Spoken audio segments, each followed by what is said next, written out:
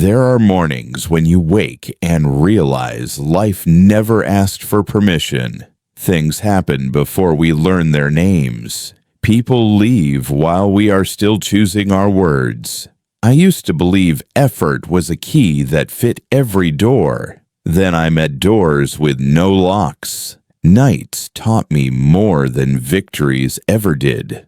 The heaviest weight was not what happened, but my argument with it. I wanted the world to answer kindly. I wanted people to stay simply because I cared. Each disappointment felt like proof I had failed to hold the wheel. One evening, I noticed how tired my hands were, not from work, but from gripping what had no handle. There are two territories in a life, the small garden of our choices and the vast weather outside the fence. I confused the sky for something I could steer. That confusion made me loud inside. Silence began only when I asked a simpler question. What is truly in my hands? The breath of this hour. The next honest step.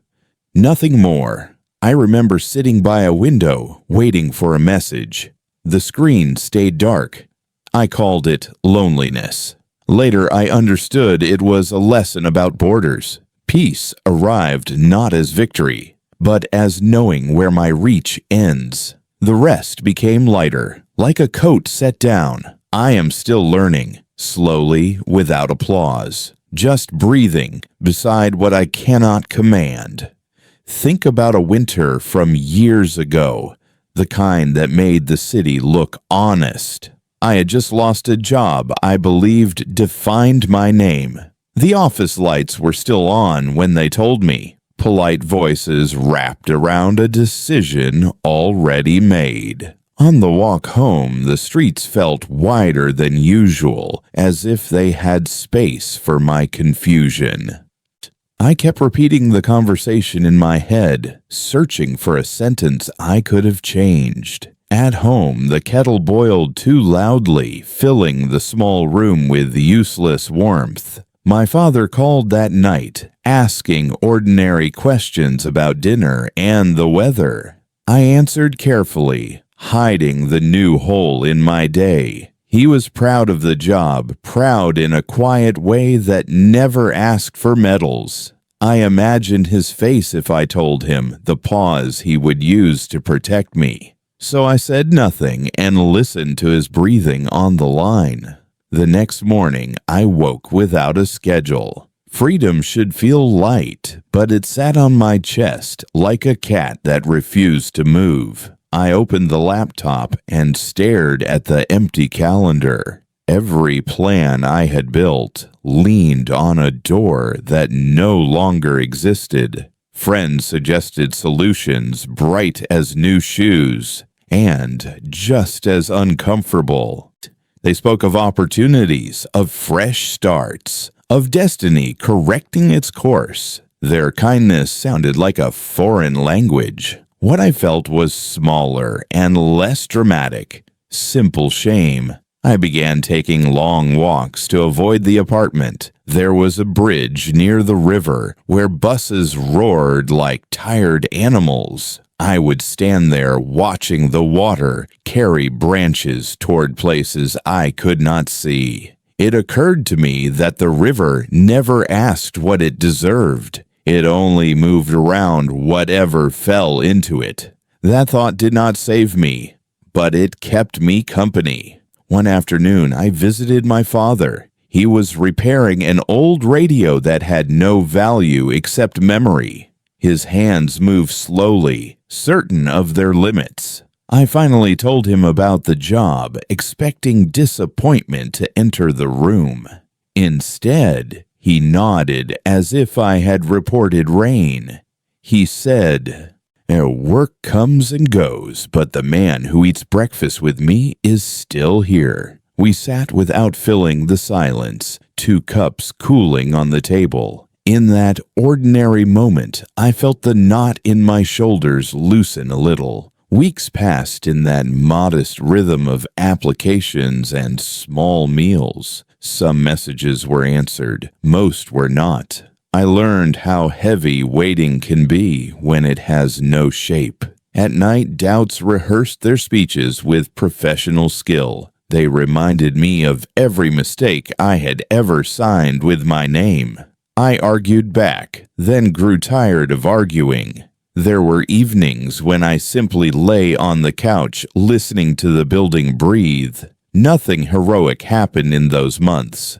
No dramatic rescue arrived at the last page. Life moved the way a train moves through fields, indifferent to the passengers' theories.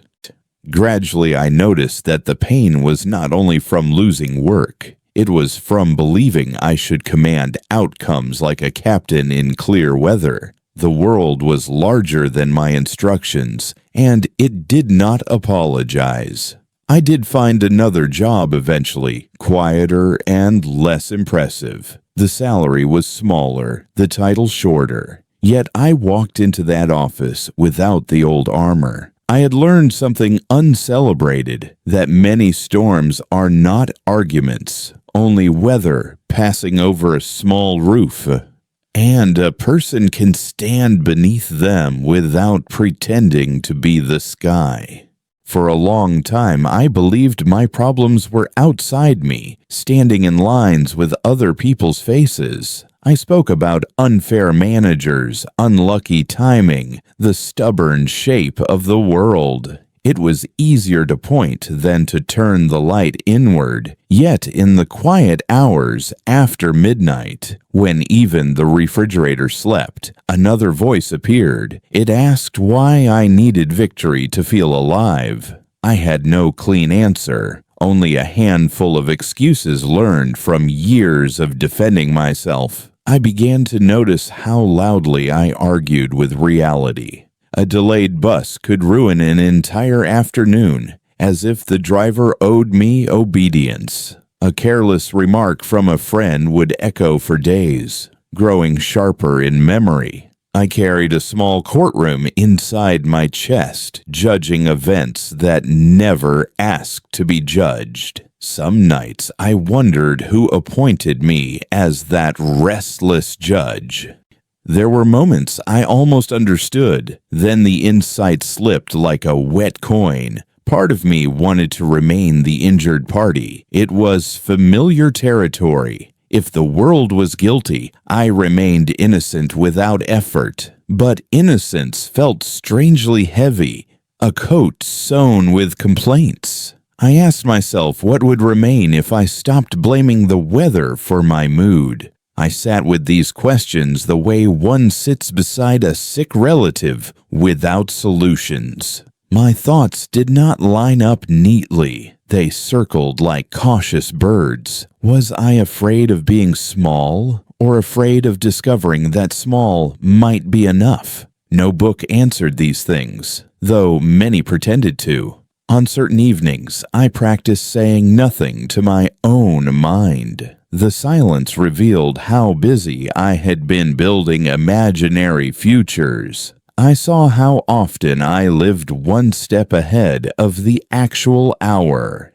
The present felt thin compared to the shining stories I invented. Perhaps that was the source of my fatigue, running toward a version of life that had never agreed to meet me. I remembered my father repairing the old radio, patient with its limits. He did not curse the broken parts. He learned their language.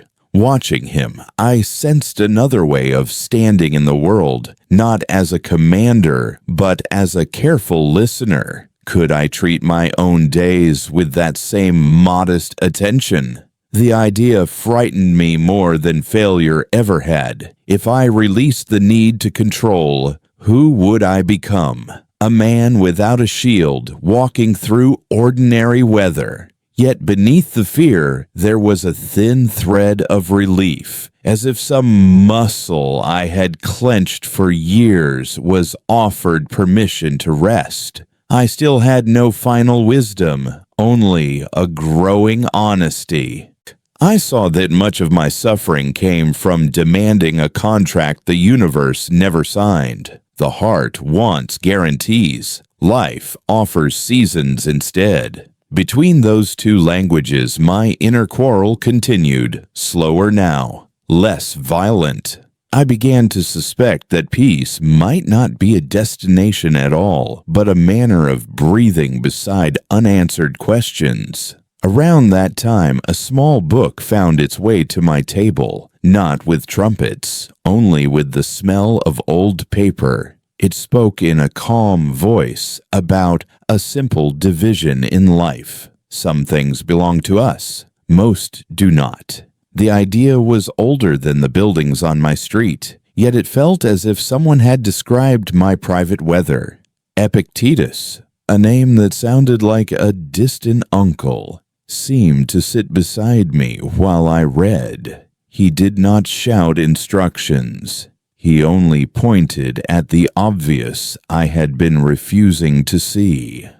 My opinions, my choices, the way I answered a day, these were mine. The rest, the enormous, restless rest, moved by its own gravity. Hearing this, I felt no fireworks, only the quiet click of a door recognizing its key. I began to carry the thought the way one carries a pebble in a pocket. When the bus was late, I touched it. When an email arrived with bad news, I touched it again. The pebble did not change the events. Yet it changed my posture among them.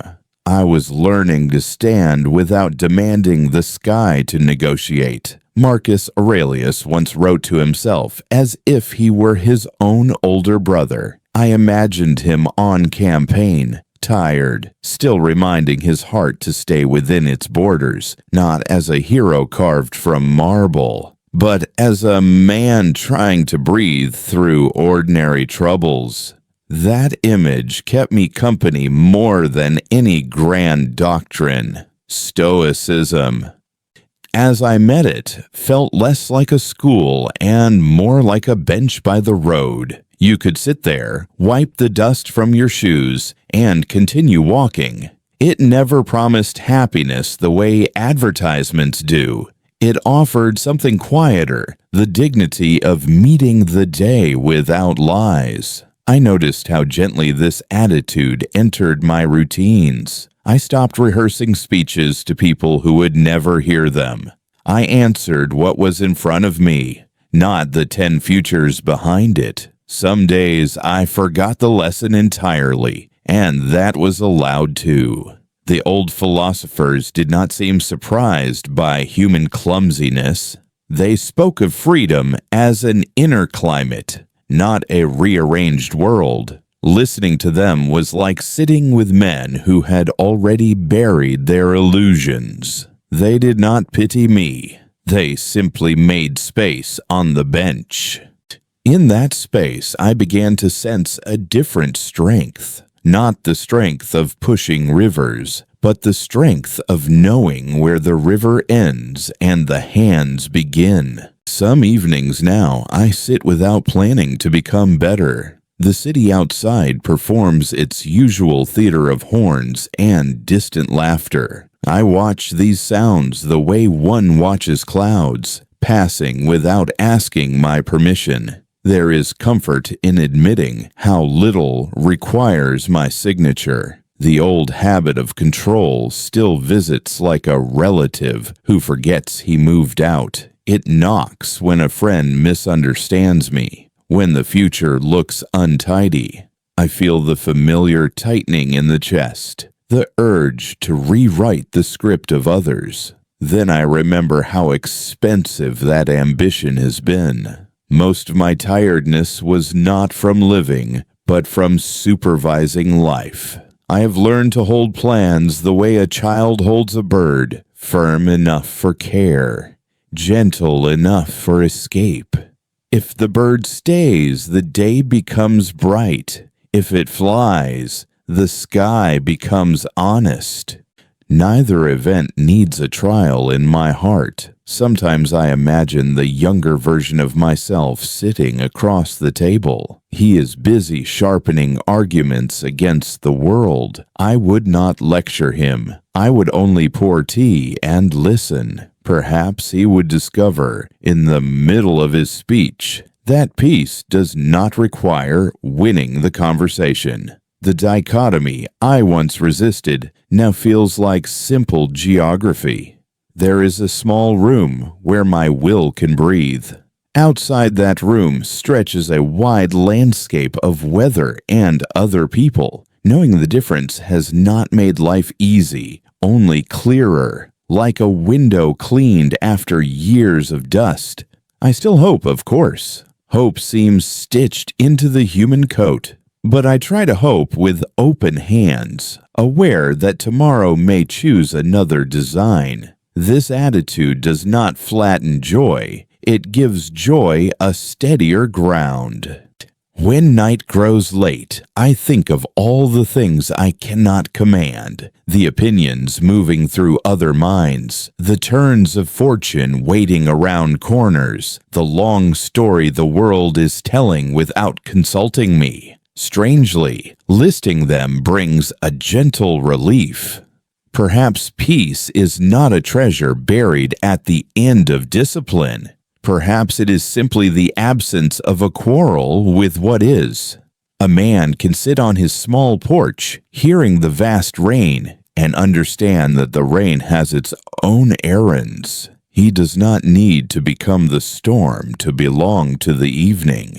I leave the thought there, unfinished, like a lamp burning in an open window. Whoever listens may carry it in a different direction. The road continues beyond my voice, and that too seems perfectly in order. The night is usually the most honest hour. Noise loosens its grip and leaves a thin space for breathing. In that space, I hear my own life more clearly, not as a story with medals, only as a chain of ordinary days learning to walk together. I no longer ask the world to explain itself before breakfast. It seems tired of my interrogations anyway. Things arrive with their own faces. Some stay for years, some only long enough to teach a single sentence. I try to greet them without rehearsed speeches. There are mornings when the old restlessness returns.